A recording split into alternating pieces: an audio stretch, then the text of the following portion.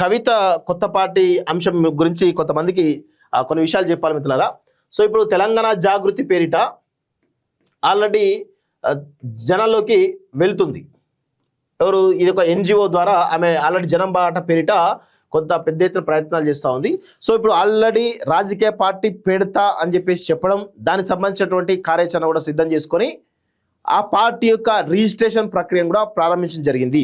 So ఇప్పుడు చాలా మందికి ఆసక్తికర విషయం ఏంది, అసలు ఆ పార్టీ పేరు ఏముండాలనేటువంటి ఒక చర్చ చాలా బలంగా జరుగుతూ ఉంటుంది. సో ఇక్కడ చాలా స్పష్టంగా గుర్తుపెట్టుకోండి, సేమ్ నేను గతంలో కూడా తెలంగాణ జాగృతి పేరు మీదనే ఈ పార్టీ పేరు ఉండే అవకాశం అని చెప్పిన, కానీ దీనిలో కొంత ఒక పదం యాడ్ చేసారు, తెలంగాణ జనం జాగృతి, తెలంగాణ జనం జాగృతి పార్టీ అని ఈ నామకరణం చేయడం జరిగింది. సో ఇది టీజేజే అంటూ పార్టీ యొక్క పేరును డిసైడ్ చేసింది. ఈ పేరుకు సంబంధించి పేరు మీద ఆల్రెడీ పార్టీలో ఉన్నటువంటి కీలక వ్యక్తుల యొక్క అఫిడవిట్లు అవన్నీ తీసుకొని సంతకాలు తీసుకొని మొత్తానికైతే పార్టీ యొక్క రిజిస్ట్రేషన్ను చేసుకొని ముందుకు పోతున్నట్టుగా తెలుస్తూ ఉంది.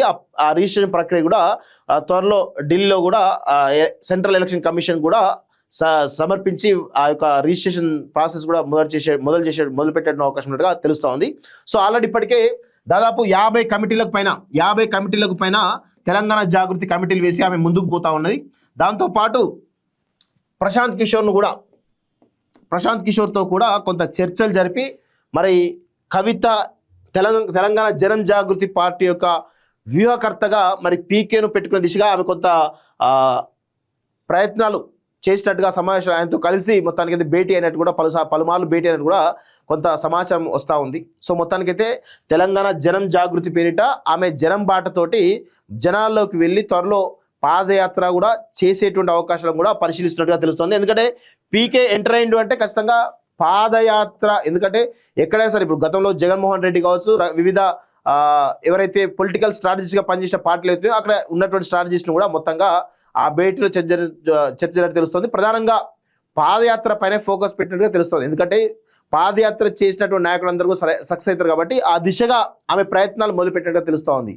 సో పాదయాత్ర కూడా ఈ జనం బాట కార్యక్రమంతో తెలంగాణ జనం జాగృతి పార్టీని మొత్తంగా ఈ తెలంగాణ రాష్ట్ర వ్యాప్తంగా కొంత తీసుకుపోయి దాని తర్వాత కొంతమేర పాదయాత్ర ద్వారా ప్రతి గ్రామం తిరిగి అక్కడ ఇంకా క్యాడర్ కూడా బిల్డ్ చేసుకుంటే కనుక కొంత రాజకీయంగా అవకాశాలు ఎక్కువ ఉంటాయి అనేది ఆమెకున్నటువంటి ఆలోచన. దాని తర్వాత పొత్తుల లేకపోతే ఇండిపెండెంట్ పోటీ చేయడమా, ఆమె బలాబలాల మీద డిపెండ్ అయ్యేటువంటి అవకాశాలు అయితే కనబడతా ఉన్నాయి.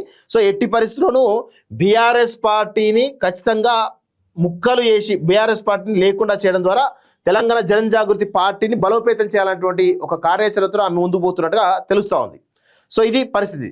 సో తెలంగాణ జనం జాగృతి అనేది ఆ యొక్క పార్టీ పేరు. గతం తెలంగాణ జాగృతి అనుకున్నాను, కానీ తెలంగాణ జనం జాగృతి పేరిట పార్టీ పేరు రిజిస్టర్ చేస్తున్నట్టుగా చాలా స్పష్టంగా మనకున్నటువంటి సమాచారం. ఇది పరిస్థితి మిత్రులారా. ఇగో సికింద్రాబాద్ జిల్లా కోసం కేటీఆర్ డ్రామాలట. సో బీఆర్ఎస్ ప్రభుత్వం ఉన్నప్పుడు ఆనాడు సికింద్రాబాద్ జిల్లా కోసం ఆ ప్రజలు పెద్ద ఎత్తున ఉద్యమిస్తే సికింద్రాబాద్ జిల్లాను ఆనాడు బీఆర్ఎస్ పార్టీ చేయలేదు.